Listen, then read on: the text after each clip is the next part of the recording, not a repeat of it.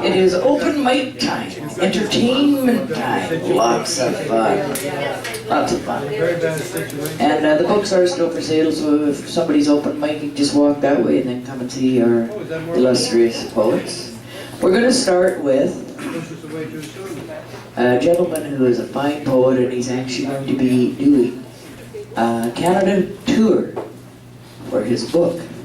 Is it out yet? 4 chapbooks. 4 chapbooks. And 2 are coming. 2 out, 2 coming. Sounds good. Almost like having quadruplets. Okay, please put your hands together and welcome Kevin Spenst.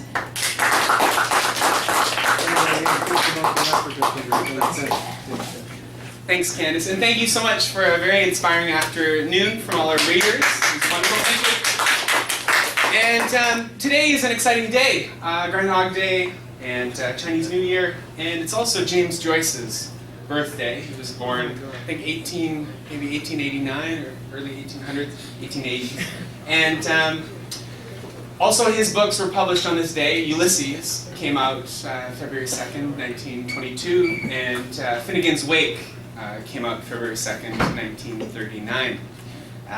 This is a prose poem. It's called Impersonating James Joyce in a Bid at Feel-Good Postmodernism. He started with an ash plant as a walking stick, but didn't need... Pardon me. Let's start again. Take 2.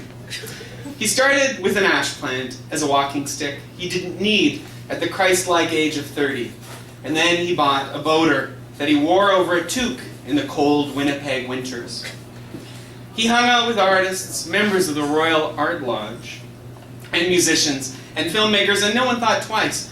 Even while his accent changed over the years from flat Central Canadian to a lilted Irish that pipsqueaked out of his nose, nobody thought his oddities were crazy.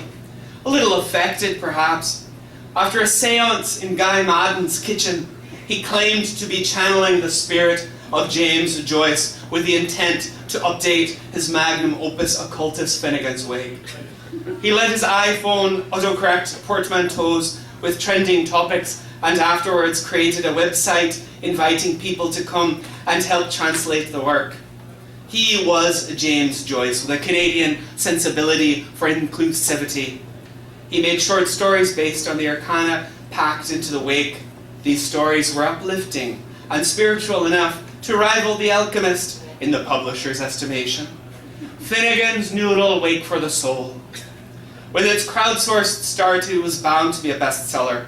James Joyce's grandson wrote him a letter threatening litigation and castration, and that's when he knew he'd arrived.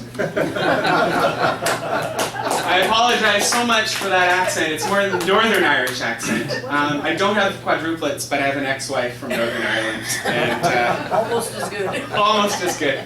And I also thought, just very quickly, I'd read a little bit of Finnegan's Wake today, also for the occasion. And, you know, funnily enough, it's not read that much. I don't know. So I thought today I'd share with you a little bit.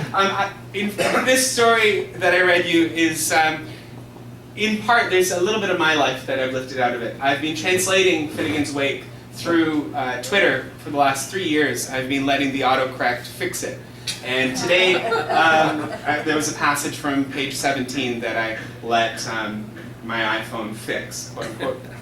And this passage is an exchange. It's jute and mutt, and I'll just read you a little bit of it, and it's quite an interesting section. Utah, Mooks Blizzard, are you Jeff? Some hards, but you're not Jeff Mute. No, only an utterer. Whoa, what is the matter with you? I became a stummer. What a audible thing to me, cause. How, Mutt? A boot the boodle, sword. Whose poodle? Wherein? The ends of dung tarf were used all to be he. You, that side, your voice, are almost inedible to me. Become a bitskin more wiseable if I were you. has off, has hesitancy. Baru, sir. I trouble from rest in my minds when I remember. Oh, I gone black. Bison is bison's. Let's be for all your hesitancy. Cross your qualm with trinkle guilt. Here, have Sylvan coin, a piece of oak. Guineas is good for you. Which is a play on that Guinness is good for you. Kind of bad. So drink up, drink your Guinnesses, and thank you so much.